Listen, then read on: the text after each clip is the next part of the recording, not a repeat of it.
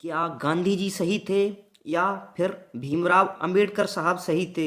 यह घटना हमेशा से ही एक विवादित घटना रही है और भारत की स्वतंत्रता संग्राम की लड़ाई से लेकर भारत के स्वतंत्र होने के बाद भी यह घटना विवादित ही रही तथा दोनों महापुरुष इस दुनिया को छोड़ गए, फिर भी यह घटना आज भी विवादित ही है।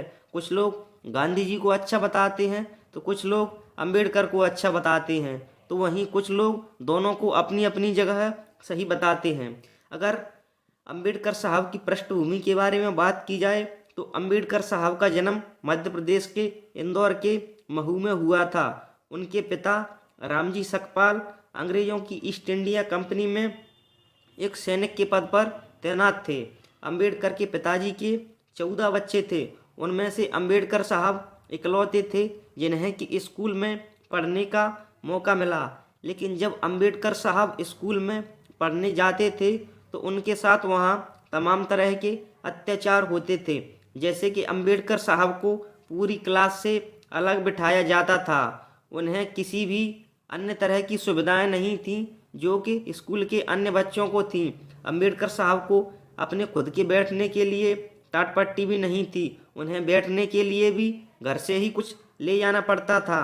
जब अंबेडकर साहब को क्लास के दौरान प्यास लगती थी तो उन्हें स्कूल का जो प्यून था वह दूर से ही पानी पिलाता था। लेकिन जिस दिन प्यून की छुट्टी होती थी तो जो सवर्ण जाति के अन्य लड़के थे वह अंबेडकर साहब को दूर से ही पानी पिलाते थे।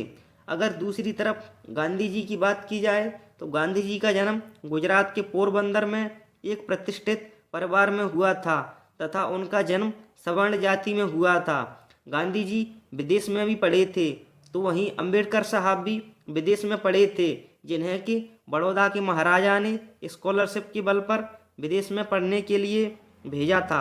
हालांकि गांधी जी और अंबेडकर साहब दोनों ही समाज सुधारक थे, तो वहीं कुछ मुद्दे ऐसे थे जहां आपस में एक दूसरे में मतभेद भी हो गए।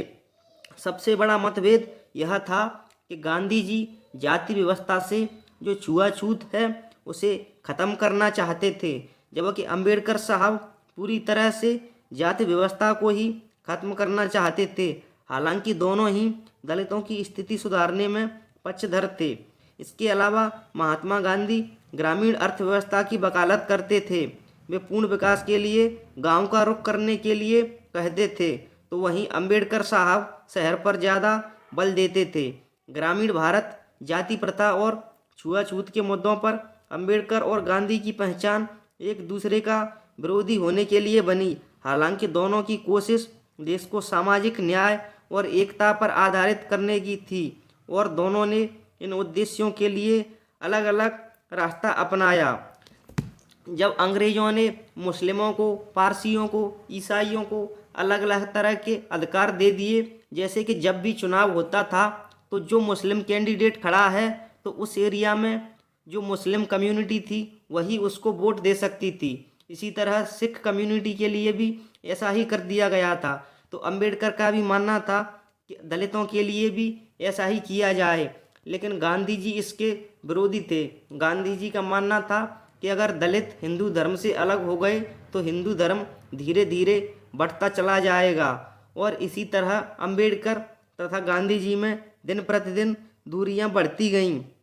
नासिक के कालाराम मंदिर में प्रवेश की मांग को लेकर 1930 में सत्याग्रह शुरू हुआ। असहाय दलित समाज पर हमले हुए। उस आंदोलन की खबर इंग्लैंड तक पहुंच गई, लेकिन गांधी जी ने उस आंदोलन के बारे में एक बात भी नहीं बोली। ब्रिटिश सरकार ने अछूतों पर हुए अन्याय को गंभीरता से लिया तथा उसकी जांच के लिए एक कमेटी भी गठित कर दी। बाबा साहब को सन 1931 में अंग्रेजी सरकार ने गोलमेज सम्मेलन में शामिल होने के लिए ब्रिटेन में आमंत्रित किया, तो वहीं गांधी जी इस बात के विरुद्ध थे कि बाबा साहब को वहां क्यों आमंत्रित किया है। जैसे प्रश्न, अंबेडकर कौन है, यह पिछड़े वर्ग के प्रतिनिधि कैसे हो सकते हैं? गांधी जी का ऐसा मानना था। बाबा साहब को उम्मीद थी कि इस बैठक में कुछ सकारात्मक हल निकलेगा। दोनों समय के पाबंद थे।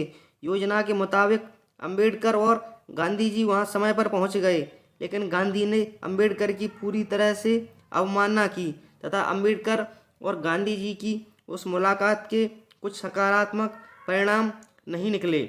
लेकिन बाबा साहब जब गोलमेज सम्मेलन में शामिल होने के लिए ब्रिटेन गए तो वहीं ब्रिटिश सरकार ने मुसलमानों, ईसाइयों, सिखों और एंग्लो इंडियन की तरह ही दलितों के लिए भी स्वतंत्र निर्वाचन क्षेत्र घोषित कर दिए।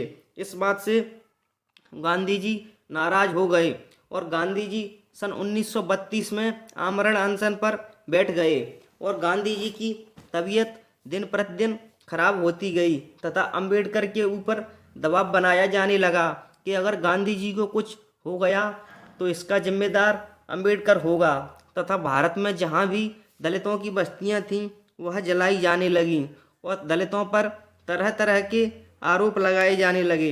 इस बात से अंबेडकर साहब बहुत दुखी हो गए और उन्होंने अंततः 20 सितंबर 1932 को पुणे की यरबदा जेल में अपना अनशन शुरू किया और दोनों ही नेता बैठ गए। हालांकि दोनों के बीच जो दलितों के लिए 71 सीटें थीं वह 71 से बढ़ाकर 148 कर दी गई थीं, लेकिन अंबेडकर के पास दूसरा अन्य कोई विकल्प भी नहीं था।